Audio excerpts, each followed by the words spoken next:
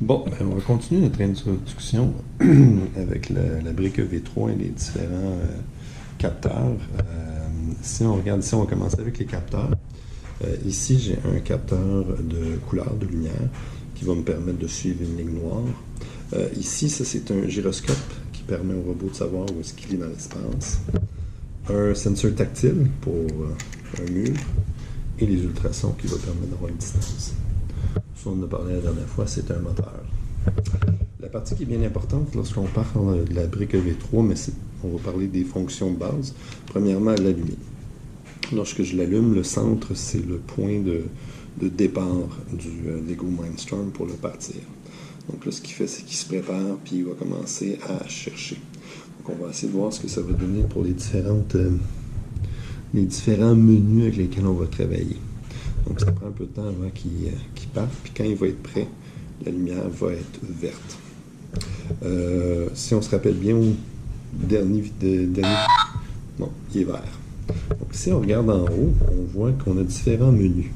Le menu Play, si on voit où est-ce qu'on peut avoir nos différents programmes qu'on va installer.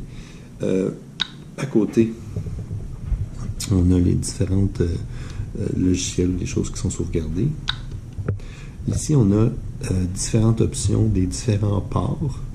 Et ici, on a les menus de la brique. Donc, si je veux baisser le volume, si je veux avoir... ça prend combien de temps avant qu'il arrive en veille, si je veux avoir une fonctionnalité Bluetooth, Wi-Fi, le nom de la brique. Ce qu'on va faire aujourd'hui, c'est qu'on va changer le nom de la brique pour mettre ton nom d'équipe. Donc, tu choisis. Donc, ta sélection, c'est toujours le bouton On. Tu le choisis et tu peux écrire le nom de ton équipe.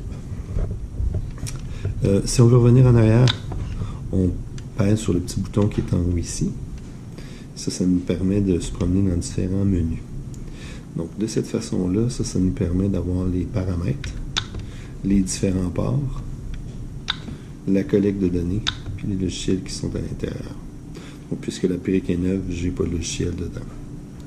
Alors, de l'autre côté, donc si je prends les ports, je suis capable de regarder ce que chacun des ports. Puis on se rappelle que les ports étaient les ports 1, 2, 3, si on les a vus.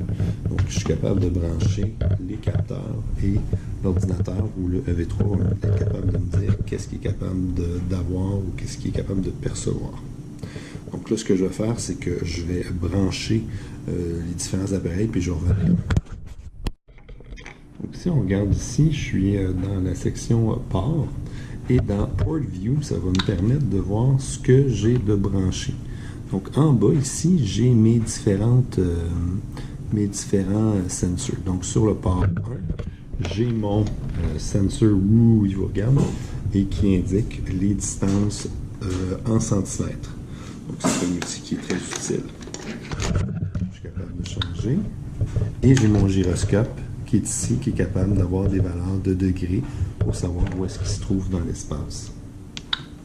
Ici, bien, toucher, c'est simple, soit qu'il est allumé, ou il est éteint. De cette façon-là, on fonctionne. Donc, on se rappelle que les ports d'information, les capteurs sont sur le 1, 2, 3, 4. De l'autre côté, mais sur A, B, C, D. De ce côté-ci, bien là, c'est là que les moteurs vont être branchés. Donc, ça, c'est la première chose.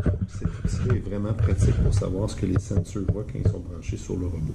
Donc, c'est un outil qui est vraiment très pratique pour savoir qu'est-ce qui fonctionne.